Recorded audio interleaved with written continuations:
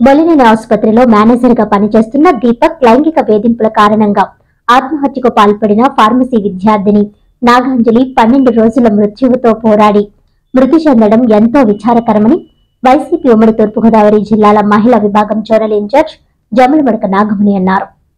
ఈ సందర్భంగా ఆమె మీడియాతో మాట్లాడుతూ ఆడవాళ్ల జోలికొస్తే తాట తీస్తానన్న పవన్ కళ్యాణ్ ఏమయ్యాడని ప్రశ్నించారు.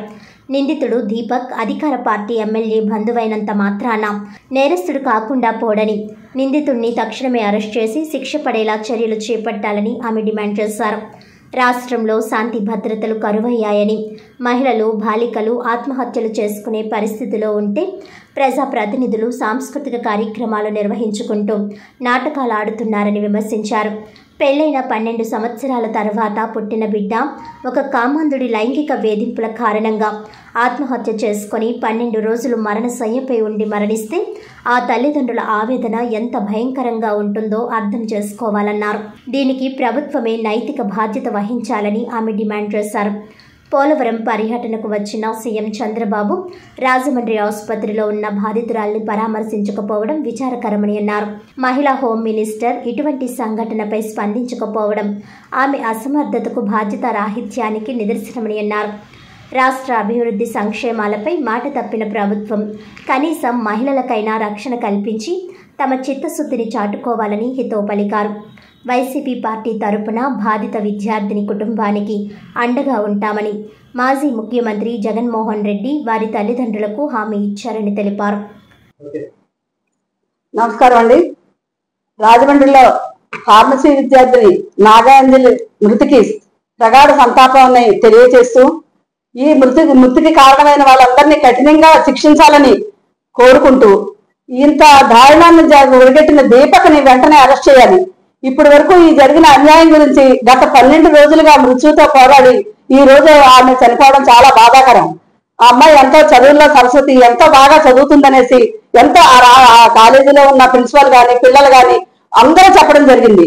ఆ అమ్మాయి ఆ తల్లిదండ్రులకి 12 సంవత్సరాలకి పెళ్ళైన 12 సంవత్సరాలకు ఆ పిల్ల పుట్టిందట. ఆ తల్లిదండ్రులు మనం వెళ్ళి కలుసుకోవడానికి వెళ్ళినప్పుడు అది చెప్పిన బాగా వర్ణాతీతం. 12 సంవత్సరాలు ఆ పిల్ల పుట్టు కోసం ఎదురు చూస్తే ఈ అమ్మాయి చావు ప్రకటన కూడా 12 రోజులు వెయిట్ చేసి ఈ రోజు చనిపోయిందని ప్రకటిస్తున్నారు. మా జగన్మోహన్ రెడ్డి గారి ఆదేశాల ప్రకారం రాజమండ్రిలో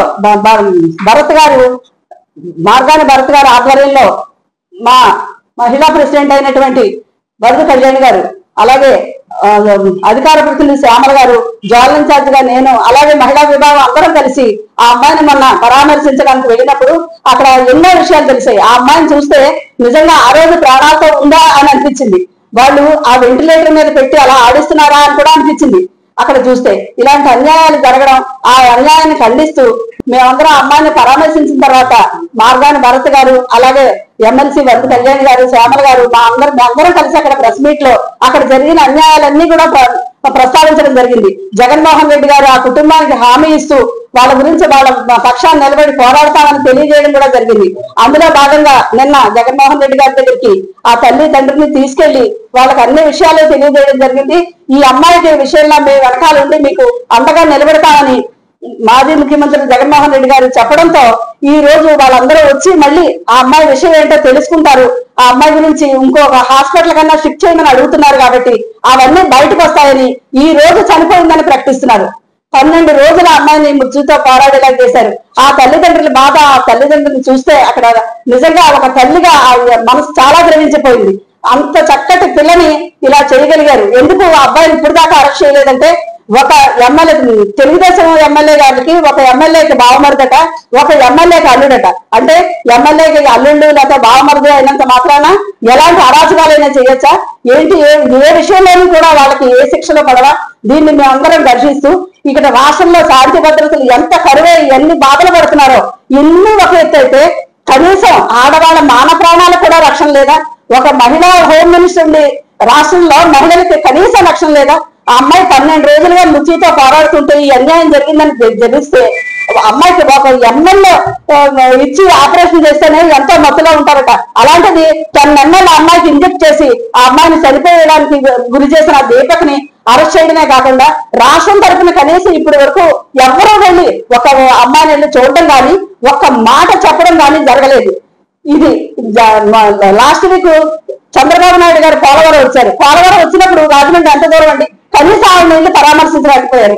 హోమ్ మినిస్టర్ అయినటువంటి అనిత గారు, ఆవిడతో ఆడపిల్ల ఉంది కదా, కనీసం ఆడపిల్ల బాబా తెలియట్లేదా, వెళ్ళి ఆవిడ కనీసం చూడలేకపోయారు.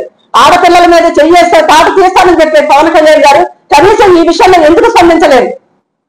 ప్రతిపక్షంలో ఉన్నప్పుడు 30,000 అమ్మాయిలు ఎక్కడైతే అయిపోయారు వాళ్ళందరినీ ఉద్ధరిస్తానన్నప్పుడు చెప్పినాడు. కనీసం ఇప్పుడు జరిగే అన్యాయాల మీద కూడా ఆయన మాట్లాడలేకపోతున్నారు. ఒక్క విషయంలో ఈ ప్రభుత్వం